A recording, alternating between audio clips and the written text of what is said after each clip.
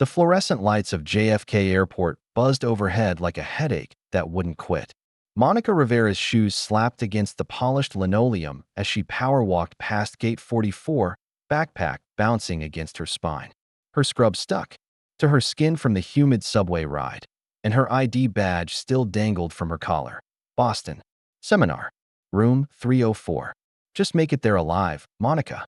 Her mind repeated the itinerary like a prayer.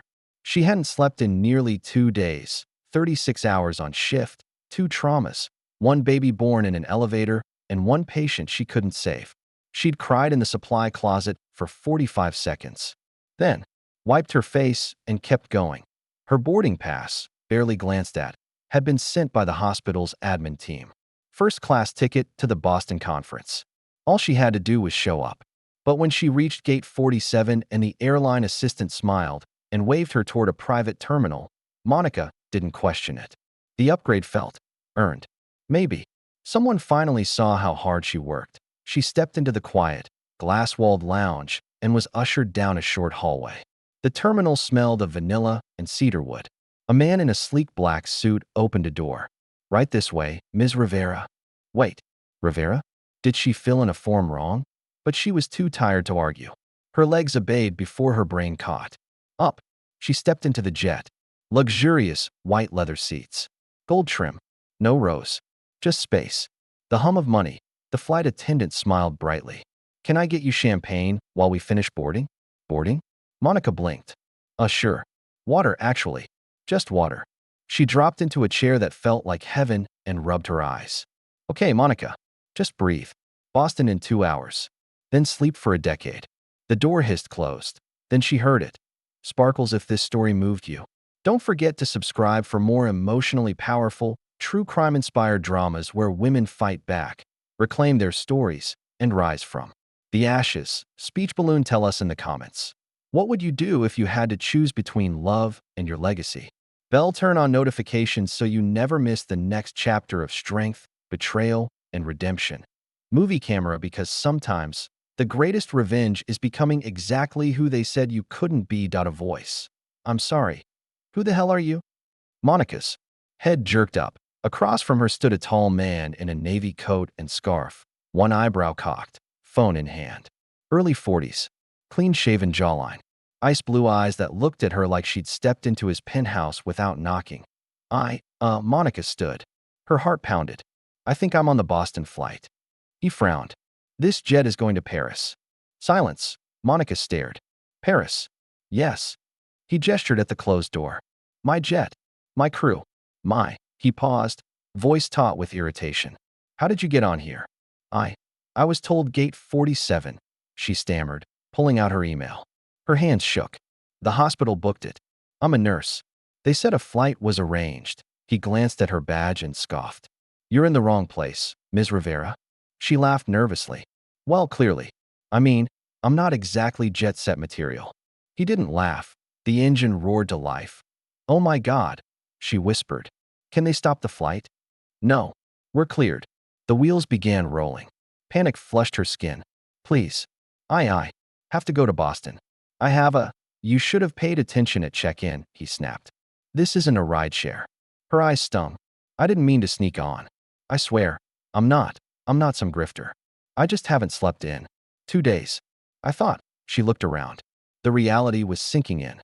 "I thought someone saw me." Something flickered in his expression. Maybe pity. Maybe not. "You'll have to stay on board until we land," he said finally, sitting across from her. "Then you can book a flight." "Home. To Boston," she muttered. "From Paris."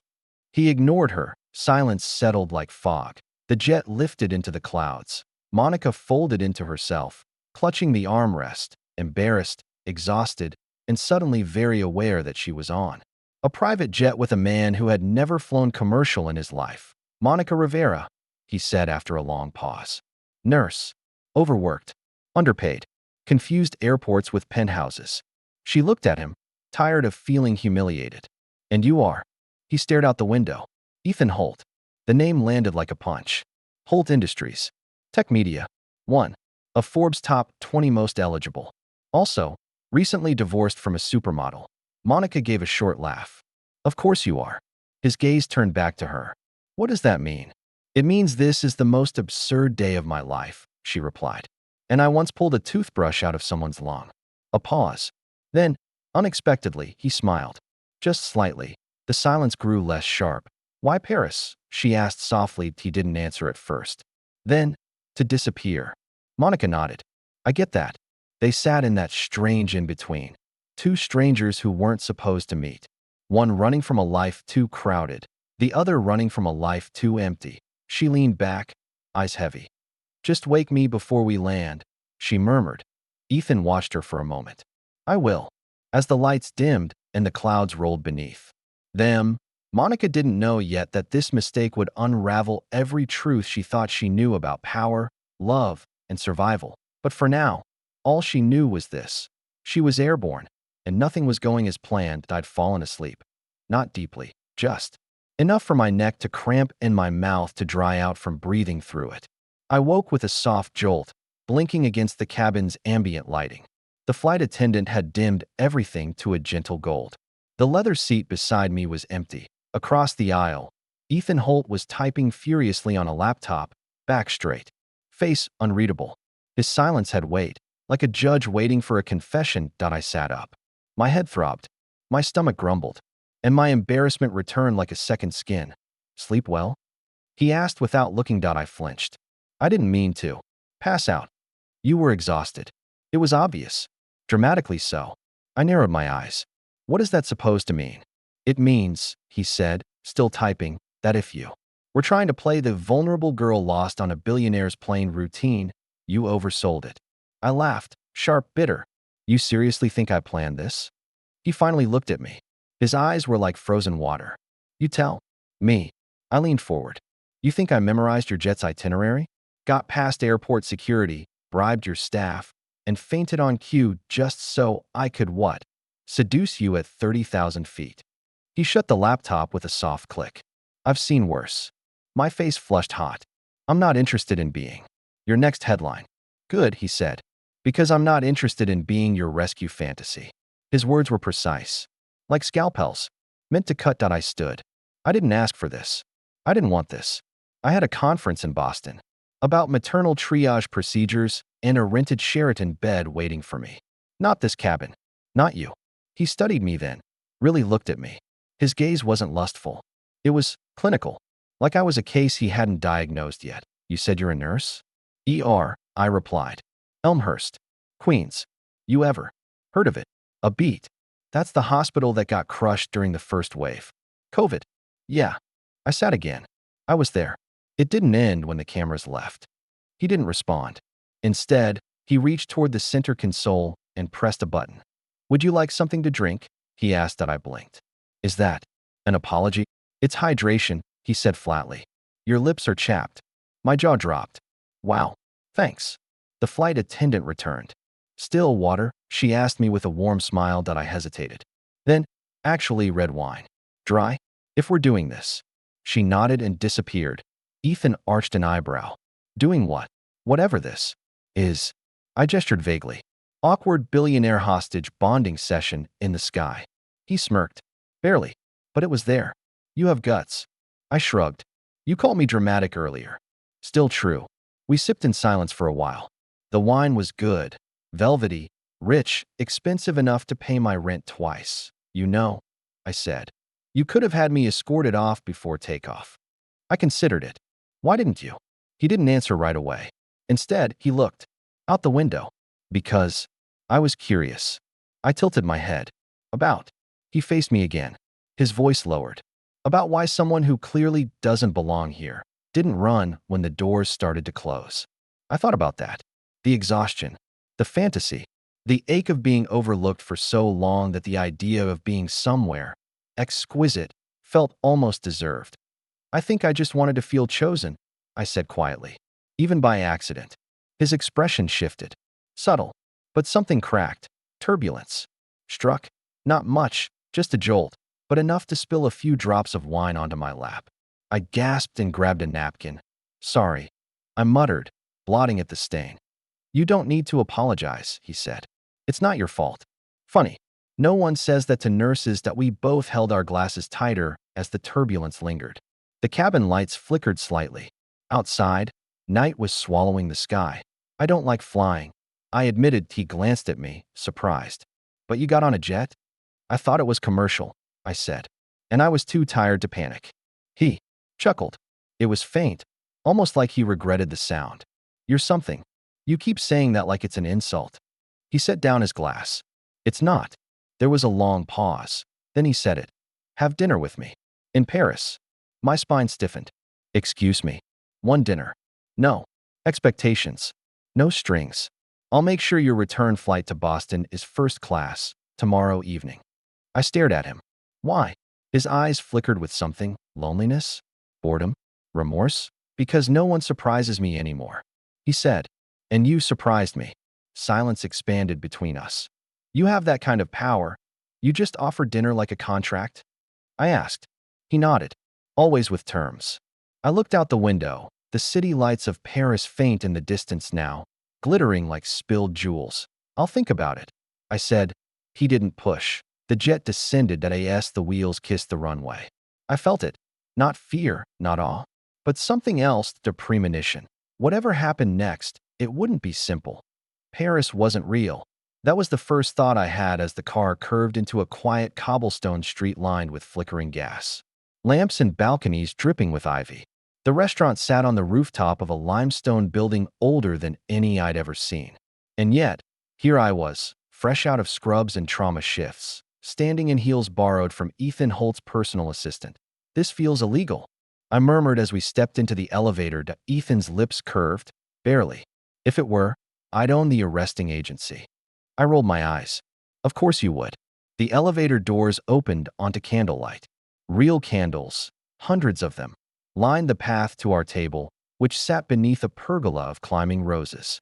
Behind it, the Eiffel Tower glowed like a cathedral, made of stars. I paused. For once, I had no words. Ethan watched me, something unreadable in his eyes. Still think I'm just a corporate ghoul? I turned to him.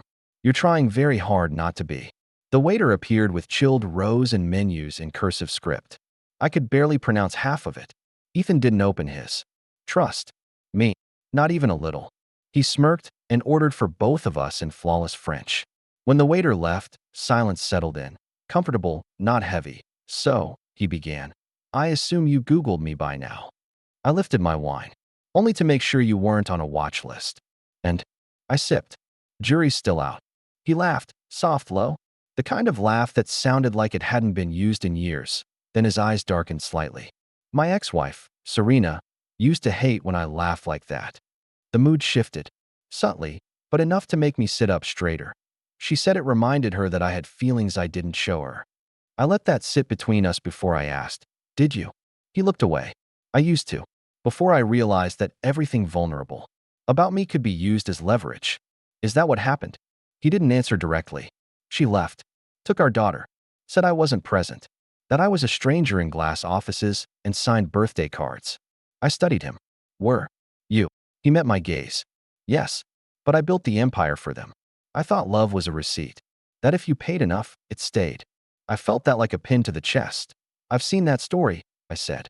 It plays out in waiting rooms. Women crying into tissues while men yell into phones. But when you strip away the luxury, it's just two people who forgot how to say, I need you. He watched me carefully. Have you ever said that to someone? I hesitated. Once. To my father. The week he left. He said I was too old to need anything. The wind stirred the tablecloth. Our food arrived, grilled duck with lavender honey, and something citrusy and poetic I didn't recognize. For a while, we just ate. Quiet. Not awkward. Just slow, like we both needed the silence to hold us together. Then Ethan leaned forward. Tell me what you really want. Not the polite version. I set my fork down. I want to build a clinic. A real one. Not some flashy downtown health spa. I mean a place for undocumented mothers, refugee kids, women who can't afford prenatal care but still give birth in stairwells. He didn't flinch. I wanted to be free, I continued. And I wanted to be safe. No ICE rates. No insurance. Codes. Just dignity. Ethan nodded. What's stopping you? I exhaled. Money. Time. The fact that I can barely afford groceries between shifts. He leaned back. You sound like someone who saves lives. I smiled faintly. You sound like someone who's never had to choose between gas and rent. The air between us pulsed. Something raw, something charged. You didn't plan any of this, he said suddenly. No, I replied. But maybe some part of me needed something to shake me loose. He looked out over the city. So did I. The moment stretched long, then settled into something still. His fingers brushed against mine. I didn't pull away. His voice dropped. Can I kiss you? It wasn't a command, not an assumption. A question. My heart thundered. I nodded. His lips touched mine, tentative, warm, unhurried. A kiss not of hunger, but of recognition. I let it happen. Let myself be held by the night and the wine and the soft ache in my chest. But as we pulled back, I noticed something. A flicker. A glint. 2 tables away, someone lowered a phone. A lens. A shutter. I froze. What is it? Ethan asked. I didn't answer. Just stared. Monica? I slowly turned back to him. We're not alone. He followed my gaze. The man with the camera smiled, then stood. He wore a tailored suit. No menu. No wine. He wasn't there to eat. Ethan's face turned to stone. Let me handle it, he said, already standing. But it was too late. The man disappeared through a side exit. The damage was done. Ethan sat back down, jaw clenched. I'm sorry, he said quietly. They follow me. I wrapped my arms around myself. Is this how it starts? He frowned. What? The story, I whispered, where the girl gets turned into the problem before she even understands the rules. He looked at me like he wanted to deny it, but he didn't. Instead, he said, you don't have to come back to the hotel. I can have my driver take you anywhere you want. I stared at him, heart hammering. You kissed me, and now you're offering me an exit? No, he said gently. I'm offering you a choice. I stood slowly, looked out at the tower. The lights still glittered. I don't want a fairy tale, I said. Just the truth. He looked up at me. Then stay. So I did, but something deep inside me whispered, this night wouldn't stay beautiful for long. Paris should have felt like a dream for 48 hours. It did. Ethan made the city bend for us. Horse-drawn carriages gliding through moonlit streets, hidden gardens tucked behind ivy-covered iron gates, patisseries with sugar-dusted pastries and flutes of champagne before noon. That he called me unexpected. I called him unbearable. But we kept looking at each other like we knew how short the fantasy was. We wandered through the Musée de l'Orangerie, where Monet's water lilies stretched across the curved walls. He didn't rush. He watched me watching the paintings. What are you thinking? He asked, voice low behind me. That I've never been this still. I whispered. He brushed a curl behind my ear. Then let's stay still a little longer. And we did. God help me. I let it feel real. But somewhere inside me, something started to itch. It began with the bellhop at the hotel, who looked me up and down a second too long. Then the concierge whispering after we walked away. A woman at the cafe who didn't even try to hide her camera phone. On our second morning, I caught our driver glancing at me in the rearview mirror, confused, calculating. What was a woman like me doing with a man like Ethan Holt? I tried to ignore it. Told myself I was being paranoid, that I wasn't important enough to be noticed. But fame doesn't always shine. It stains. And Ethan Holt, whether he liked it or not, was soaked in it. We were in the Tuileries garden when I finally asked, are we? Out here, I said, trying to sound casual. That he glanced at me. What do you mean? Are we hiding or showing off? He stopped walking. Does it matter? I crossed my arms. It does to me. He paused for too long. We're just living. The world doesn't get to define that. But his jaw was tight. His gaze flickered. Something was off. That night, he asked me to stay in. Said too many people were watching. He ordered room service, caviar, steak, 3 different desserts. Lit candles. Turn on jazz. You trying to seduce me or distract me? I asked halfway through the meal. He looked up, dead serious. Can't. I do both. I didn't press, but I felt it. Whatever glow we'd kindled was starting to feel like a spotlight. Hot. Exposing. Still, I let myself pretend, until I saw the tablet on his bedside, unlocked. A news alert open. Mystery woman spotted with Ethan Holt in Paris. New romance or new scandal? The photo was from the restaurant. Blurry, but clearly me. His hand on mine. My mouth barely parted, my stomach twisted. Ethan, I said carefully, how long have you known this was out? He looked at the screen, then at me. No denial. Since this morning, he said. And you didn't tell me? He sighed. I didn't want to ruin what little peace we had. I stood. Peace based on what? Me not knowing I'm about to be famous for sitting next to you. It's already dying down, he said, standing too. A few outlets, nothing serious. I'm not a scandal, Ethan. His voice hardened. Then stop acting like one. Silence. Crashed between us. He regretted it immediately. I saw it. But it was too late that I stared at him, heart thudding. Is this what happened with your ex-wife? His expression closed like a steel trap. Don't bring Serena into this. But I already had. And I couldn't stop. I need to know, was she the villain or just another woman who didn't see the trap until it snapped? He stepped closer. You are not Serena. No, I whispered, I'm not. Because she had the choice to walk away before she was collateral. He stared at me, breath shallow. You want to go? I wanted to say no, but instead I said, I want the truth. He didn't speak. I packed. And that's when the knock came. A man in a pressed navy suit handed me an envelope. Legal-sized. Thick. Miss Rivera, he said, you've been named in a preliminary filing for custody review in the Holt divorce case. You are listed as a potential source of reputational harm. My ears rang. I opened the envelope. My name. My photo. A brief mention. Evidence of morally inappropriate conduct abroad with minor present in custody dispute. Minor. Their daughter. I looked at Ethan. His hands were clenched. Face unreadable. You knew? I whispered. She's using me. He nodded once. Serena plays to win. You should have told me. I didn't want to lose you. You never had me. The illusion shattered. Paris blurred outside the window. The lights, the wine, the kisses. It had all been real. But real doesn't mean safe. I was back in Queens. Same shoes, same apartment. But nothing felt the same. The sun hadn't even risen. Yet when I opened my front door to the sound of someone knocking hard, 3 times, like they owned something. Ms. Monica Rivera? The man asked. Black coat. Briefcase. No smile. Yeah? I answered, rubbing my eyes. He held out a thick envelope.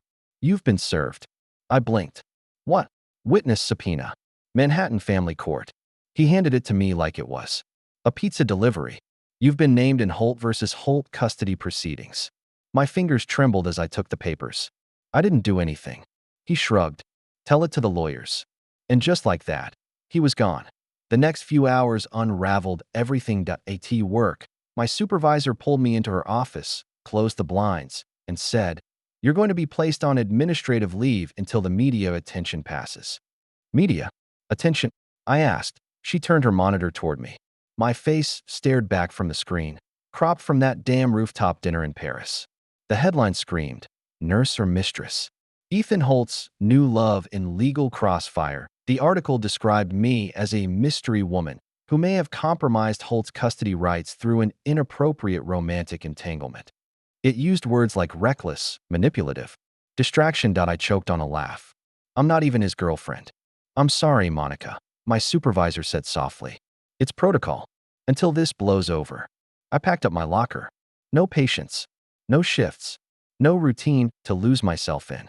Just silence. And the growing noise outside. By evening, there were camera vans outside my building. By the next morning, my landlord called to say a few neighbors were nervous. And Ethan? Nothing. Not a call. Not a message. Just silence. On day 3, I went to see a lawyer.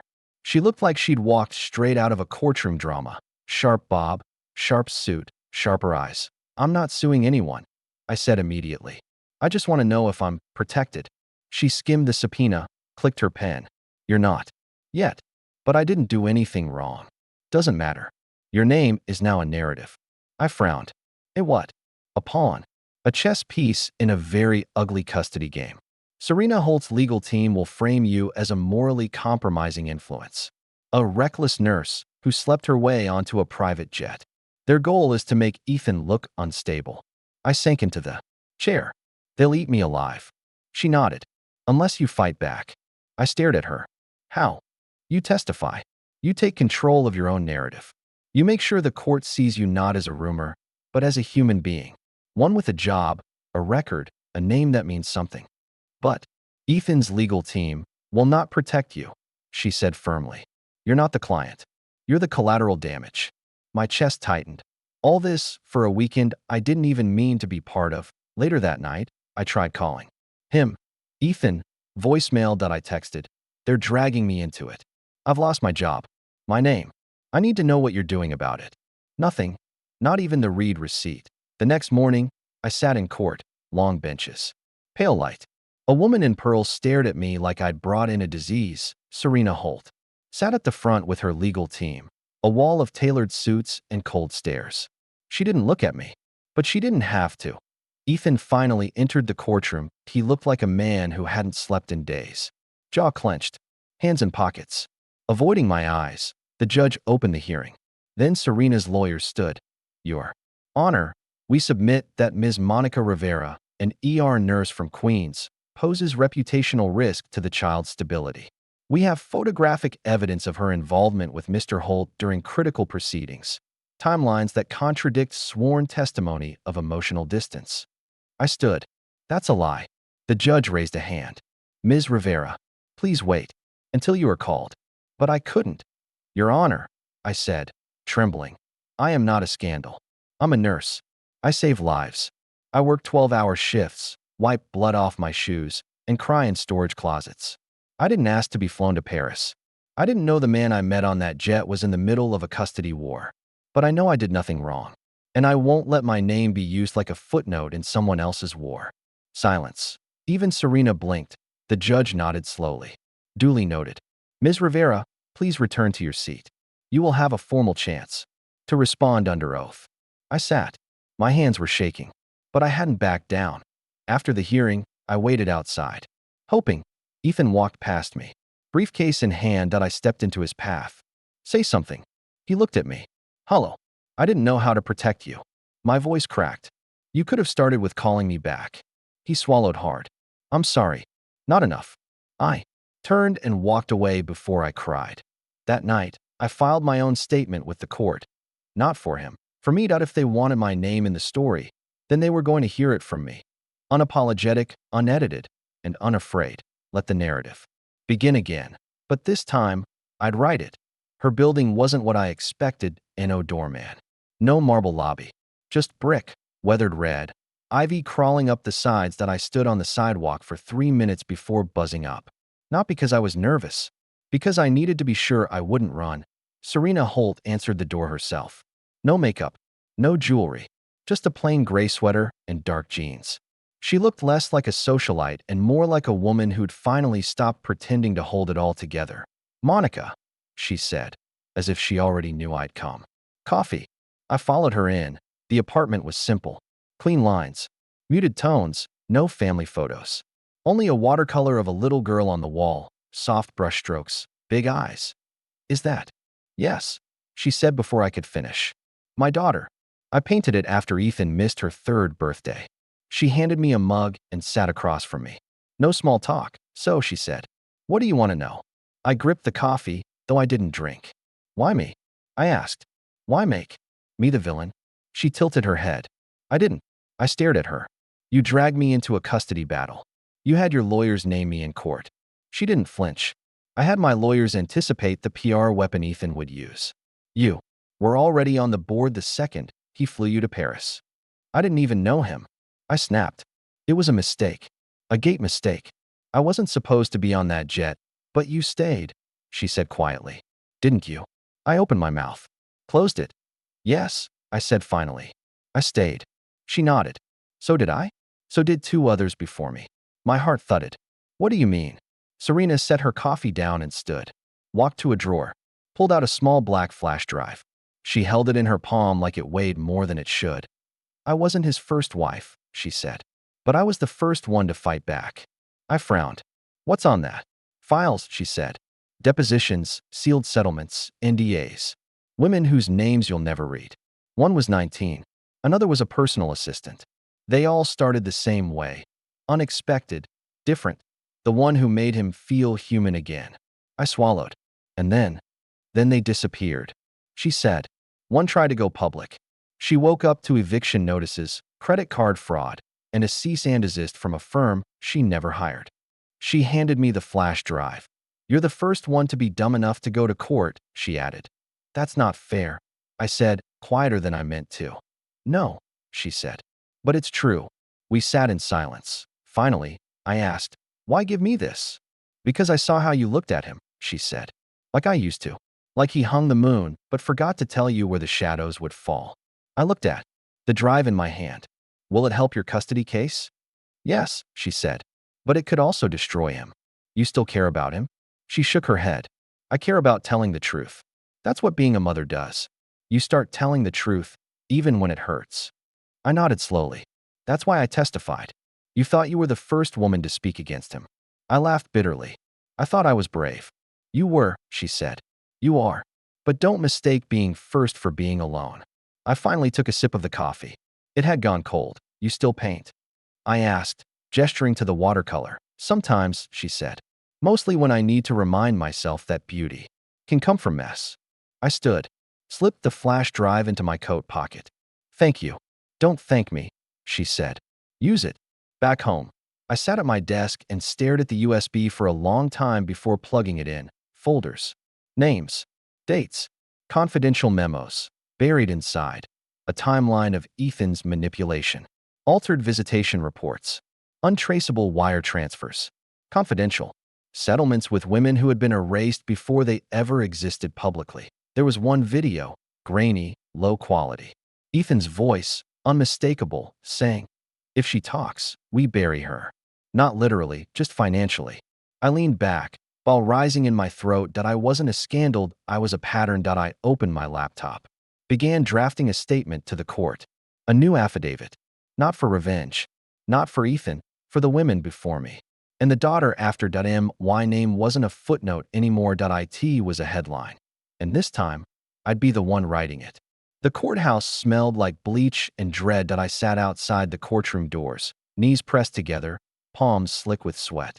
I'd worn a navy blazer over my nurse's scrubs, not to make a statement, but because that's who I still was underneath all the noise. Monica Rivera, caregiver, fighter, nobody's footnote. The flash drive was zipped inside my purse. A small, metallic truth that could burn down everything or save someone's future. Or maybe both. "Ms. Rivera," a clerk called. I stood. My legs didn't shake, but I was sure I'd feel them give out later. The courtroom was a hive of tension. Cameras weren't allowed, but the media buzzed outside like vultures with microphones. Ethan sat at the long mahogany table with his attorney, looking polished, unreadable. Cold, he didn't look at me. Not once. Across the room, Serena met my eyes. She gave the smallest of nods. Just once. Just enough. The judge gestured to the stand. "Ms. Rivera," he said, "you may proceed." I walked up, raised my right hand, swore to tell the truth, then sat. My hands found each other in my lap, locking fingers like a net. If I fell, they'd catch me. Ethan's attorney stood first. He was tall, handsome, and that untrustworthy politician. Way. Every word slicked with condescension before it even left his mouth. "Ms. Rivera," he began, "how long have you known Mr. Holt?" "About a week," I said, voice steadied. He smiled. "And in that 1 week, you went from strangers to traveling together internationally, correct?" "Yes." "And engaging in a romantic relationship?" I paused. "We kissed." A ripple of whispers fluttered through the courtroom. The attorney nodded like he'd just caught a fish. "So, within days of knowing him, you kissed a billionaire on a rooftop in Paris." I stared at him. "Is there a regulation on the number of days required before kissing someone?" He flinched, just slightly. A few quiet chuckles slipped out in the gallery. His smile thinned. "Were you aware of the custody trial Mr. Holt was involved in at the time?" "No." "Did he disclose any of that to you before inviting you to Paris?" "No." "Yet you chose to stay, even after learning who he was?" "Yes." He tilted his head. "Why?" "Because I wanted to," I said plainly. "And I wasn't under oath at the time." Laughter again, sharper this time. The judge tapped the gavel. "Order." The attorney took a breath. Then he leaned in. "Ms. Rivera, would you say you have a history of impulsive decisions? Perhaps even poor judgment?" There was that. I smiled. "You mean because I'm a nurse who works 70-hour weeks, lives paycheck to paycheck, and still chose to board the wrong flight instead of collapsing in JFK's bathroom?" He blinked. "My bad decisions," I continued, "include forgetting to eat, taking extra shifts when no one else will, and showing up to testify when I could have disappeared." I looked at the jury. "My name has been dragged through the media, and my job suspended. I've received death threats. But I showed up anyway, because someone needed to tell the truth. His mouth tightened. And what truth is that? I reached into my bag, held up the flash drive. This truth. Serena sat forward. Ethan finally looked at me. The courtroom fell dead silent. The judge raised a brow. Ms. Rivera?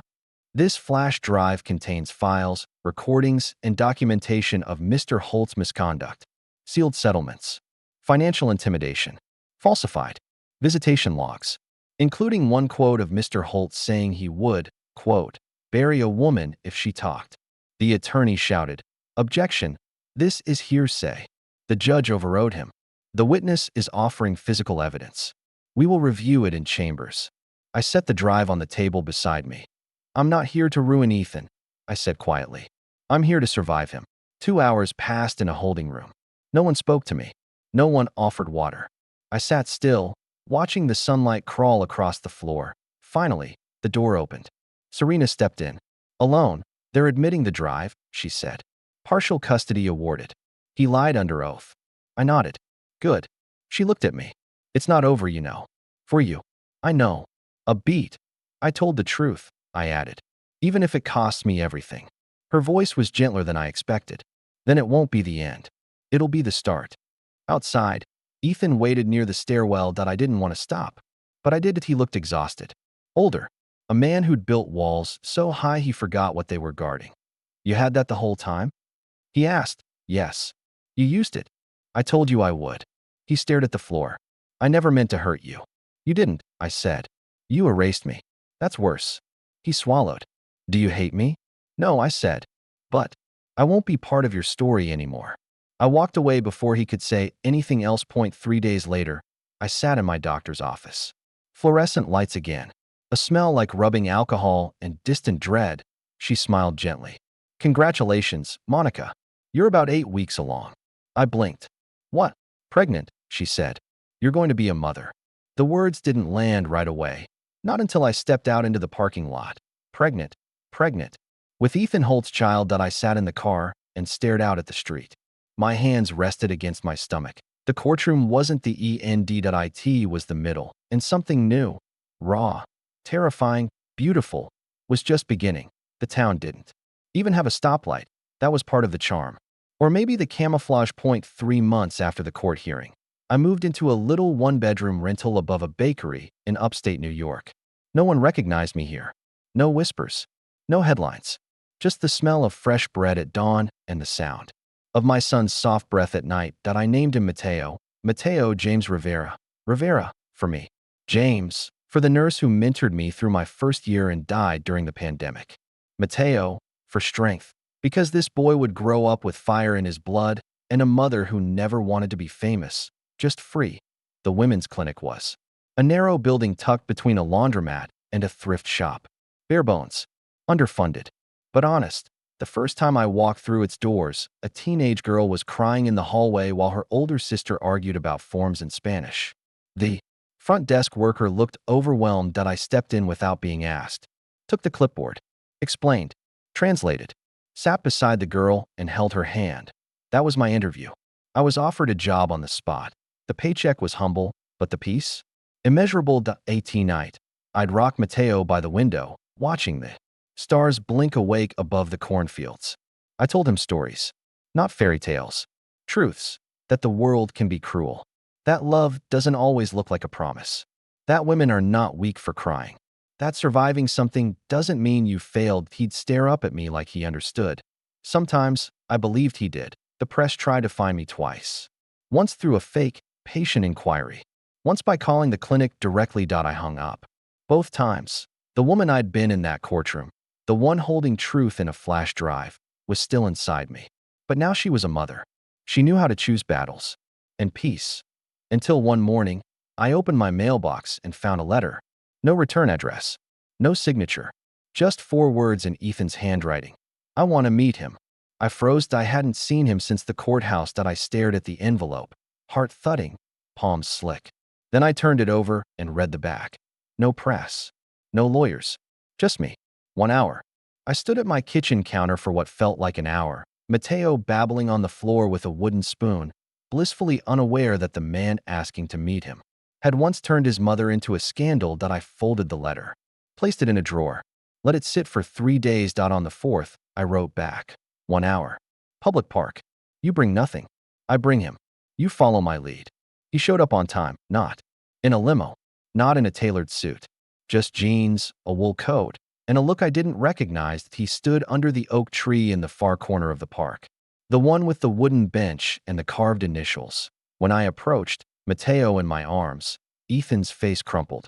Just a flicker, but enough. He looks like you, he whispered. He smiles like me, I replied. Everything else, we'll see. He nodded. Can I? I passed Mateo to him slowly.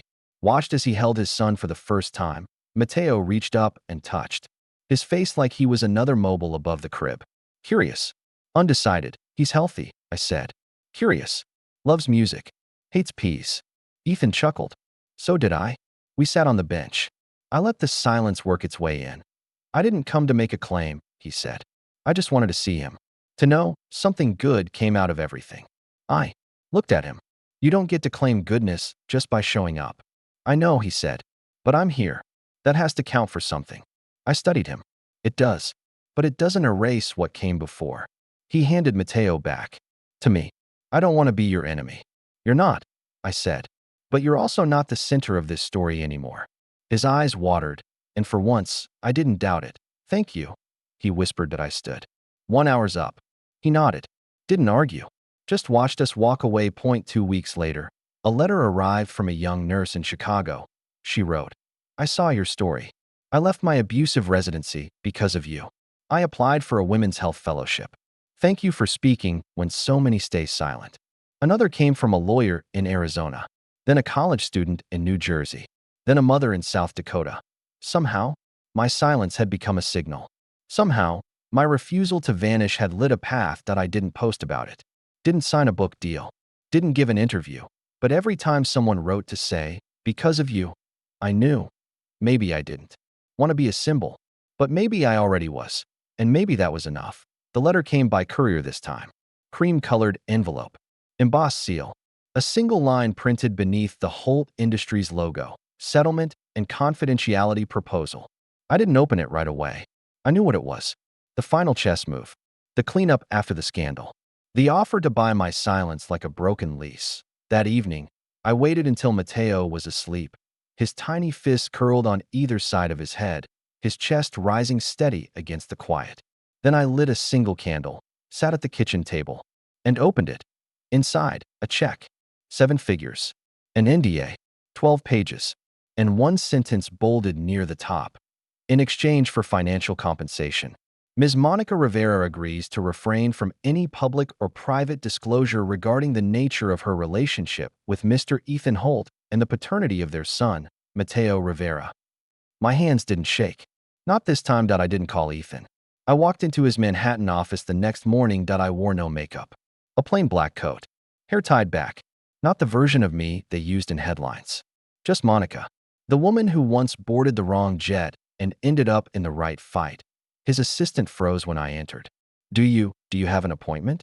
No, I said, but he'll see me. 5 minutes later, I was in his office. Ethan stood when I walked in.